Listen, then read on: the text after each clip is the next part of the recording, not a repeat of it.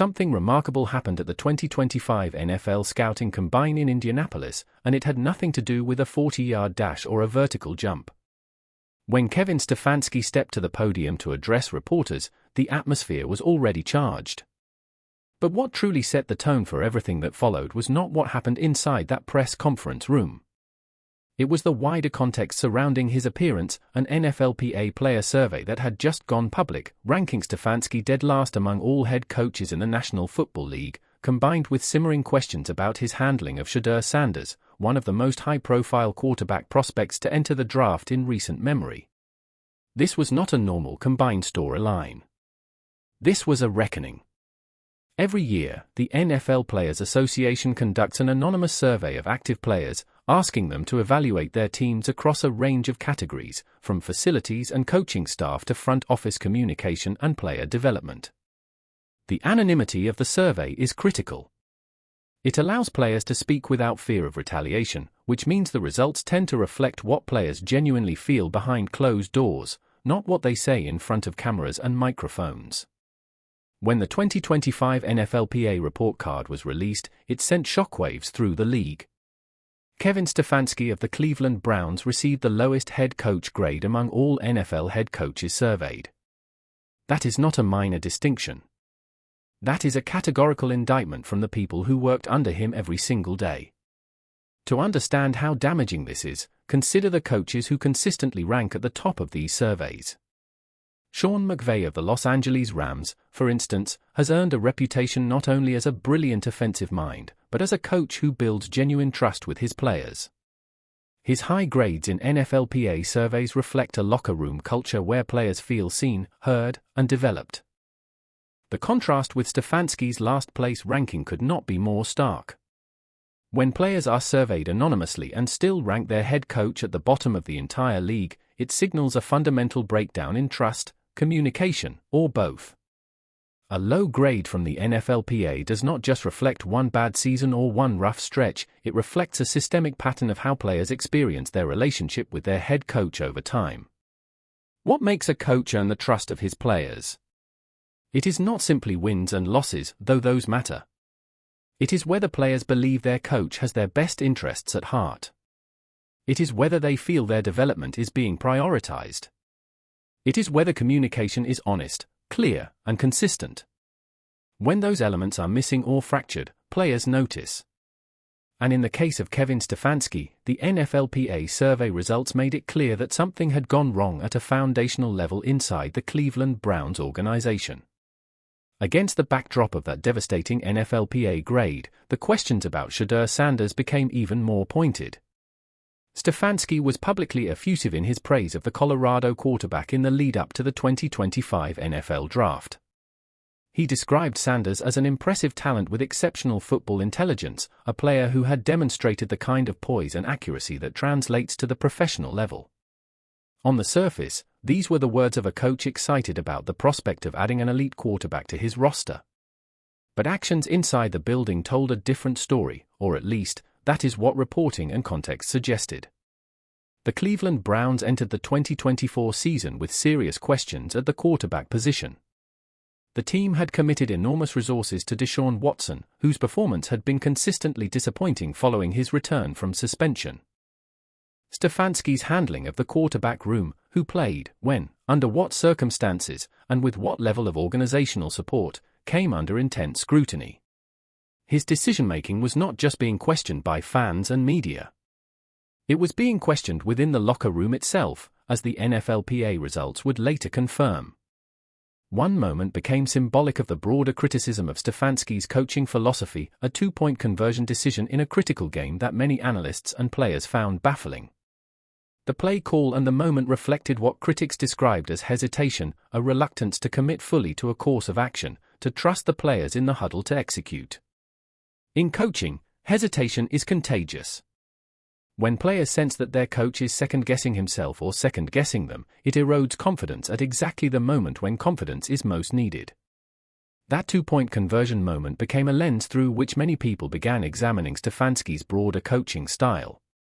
The debate that emerged from these incidents centered on a fundamental question: was Stefanski developing his quarterbacks, or was he overmanaging them? Development means giving a player room to grow, to make mistakes, to build confidence through both failure and success. Overmanagement means controlling so many variables, being so cautious about outcomes, that the player never truly develops ownership of the position. With Shedeur Sanders, a quarterback who, by every account, operates best when given freedom and trust, the question of whether Stefanski could provide that environment was legitimate and pressing. The sequence of events that led to Kevin Stefanski's departure from the Cleveland Browns was itself extraordinary. Rather than waiting until the end of the regular season, the conventional time to make coaching changes, the Browns made the decision to fire Stefanski midweek, before the team's season finale. This is an exceptionally rare occurrence in the NFL, and the rarity of it carries significant meaning.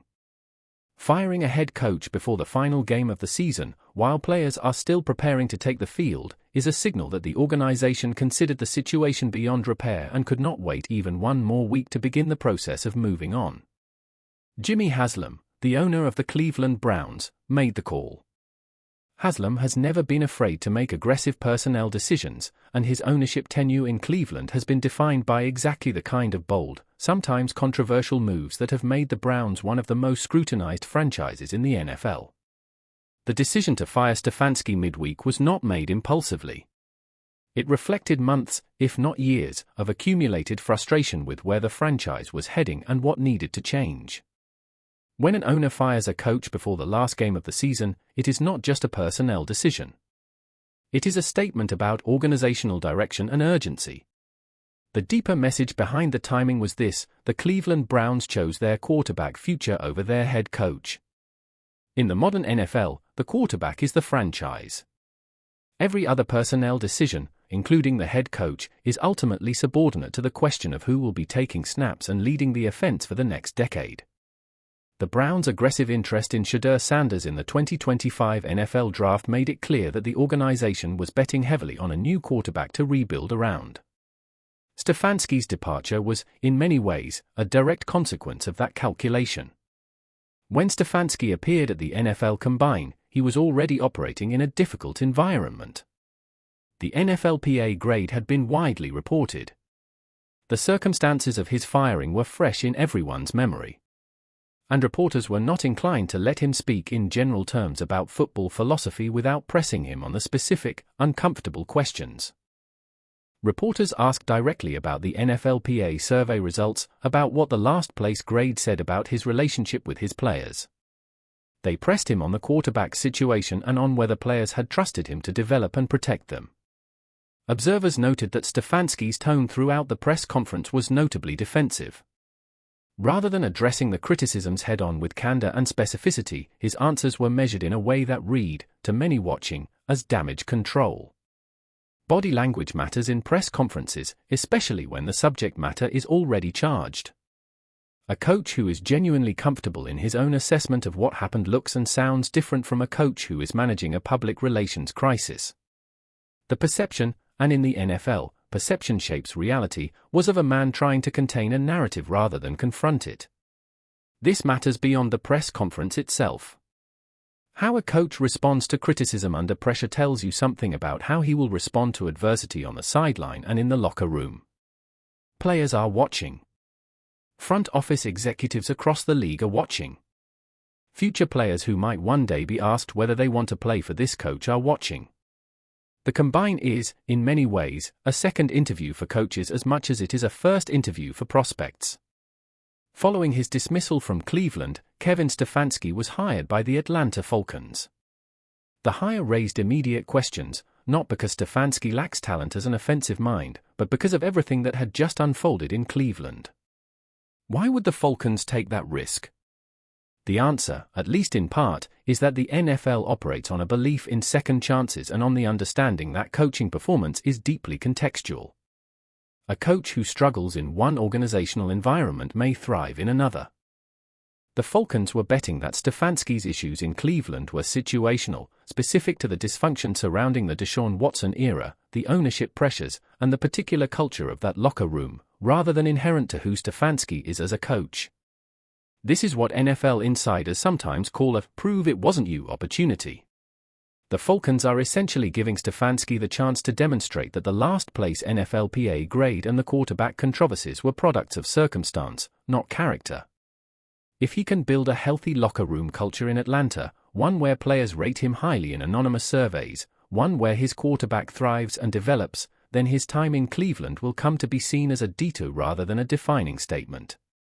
But if the same patterns emerge in Atlanta, the conclusion will be unavoidable. The locker room culture test in Atlanta begins immediately. Every interaction Stefanski has with his players, every decision he makes about how to communicate and how to manage conflict, will be filtered through the lens of what happened in Cleveland. Players talk. Agents talk. The NFL is a small world, and Stefanski's reputation has preceded him to his new job. Building trust in a new locker room when your previous players rated you last in the league requires not just competence, but genuine self-awareness and a willingness to change. Nowhere will the pressure be more concentrated than at the quarterback position. The Atlanta Falcons have their own quarterback questions heading into the new era under Stefanski. Every decision he makes about how to deploy, develop, and support his quarterback will be analyzed with extraordinary scrutiny. Every play call. Every conversation. Every public statement. The margin for the kind of ambiguity that characterized his tenure in Cleveland, the mixed messages between public praise and private caution, has essentially been eliminated. The NFL world will be watching how Stefanski handles his quarterback in Atlanta, and it will be watching through the prism of everything that happened in Cleveland with Shedeur Sanders. The story of Kevin Stefanski is not just a story about one coach or one franchise. It reflects a broader tension that defines the modern National Football League, the tension between trust and control. The NFL in 2025 is built around empowering quarterbacks. The most successful teams in the league, the Kansas City Chiefs, the San Francisco 49ers, the Philadelphia Eagles, all share a common characteristic: they have built offensive systems and organizational cultures that give their quarterbacks both the tools and the freedom to succeed. Patrick Mahomes, Brock Purdy, Jalen Hurts, these players operate with confidence because their organizations have made an explicit commitment to developing and trusting them. Confidence is the currency of the position. A quarterback who second-guesses himself because he senses that his coaching staff is second-guessing him cannot play at his highest level. The relationship between a head coach and a starting quarterback is one of the most consequential relationships in professional sports, and it is built, or destroyed, on trust. When players report, through anonymous surveys, that they do not trust their head coach, the implications reach every corner of the roster, but they hit the quarterback room with particular force. The NFL has also made clear, through the careers of coaches like Sean McVay, Kyle Shanahan, and Kevin O'Connell, that the coaches who thrive in the modern game are those who are able to collaborate with their quarterbacks rather than simply direct them. They are coaches who understand that their job is to create conditions for their quarterback to succeed, not to manage risk so aggressively that the quarterback never develops the kind of creative ownership that separates good players from great ones. Kevin Stefanski was a well-regarded offensive coordinator before becoming a head coach, and he has real talent in that domain. The question is whether he can translate that talent into the kind of head coaching presence that builds lasting trust with his quarterback, with his staff, and with his roster as a whole. Reputation follows coaches just as it follows players. The league has a long memory. Stefanski's last-place NFLPA grade, his midweek firing, his defensive posture at the combine, these are facts now woven into his professional biography. They do not disqualify him from future success. But they do define the standard against which his work in Atlanta will be measured, and they define the urgency with which he needs to demonstrate that he has learned from what went wrong in Cleveland. Everything that happened in Cleveland, the NFLPA last-place ranking, the quarterback management questions, the midweek firing, the tense combine press conference, has set the stage for the next chapter of Kevin Stefanski's coaching career. The Atlanta Falcons have given him that next chapter. Whether it becomes a story of redemption or a confirmation of the pattern that Cleveland revealed is entirely within his control. Atlanta Falcons fans have every reason to be cautiously watchful. They are inheriting a head coach who arrives with significant baggage and significant pressure. The organization has made a bet that the circumstances in Cleveland were unique and that Stefanski, in a new environment with better organizational alignment, can be the coach that his early career suggested he could be. That bet is not unreasonable. But it is a bet, and the stakes are high. If Stefanski cannot rebuild his reputation with players, if another NFLPA survey yields similar results, if another quarterback controversy erupts, the conclusion will be definitive and lasting. The 2025 NFL season will answer the question that Indianapolis only deepened. Is Kevin Stefanski capable of earning the trust of a locker room and building the kind of culture that turns talented rosters into championship contenders? Or will Atlanta confirm what Cleveland's players were saying all along? The answer will define not just Stefanski's career, but the future of a franchise that is desperate to compete. What do you think? Can Kevin Stefanski rebuild his reputation in Atlanta, or is this a disaster waiting to repeat itself? Should Falcons fans be concerned about what that NFLPA grade really means for their locker room? Drop your thoughts in the comments below, we want to hear from you. If you found this breakdown valuable, smash that like button, it helps more NFL fans find this channel and join the conversation. And if you are not subscribed yet, hit that subscribe button right now so you never miss our coverage of Shedeur Sanders, the Cleveland Browns, the Atlanta Falcons, and every major story shaping the NFL landscape. This channel is dedicated to bringing you the facts, the context, and the analysis that matters, and there is a lot more coming.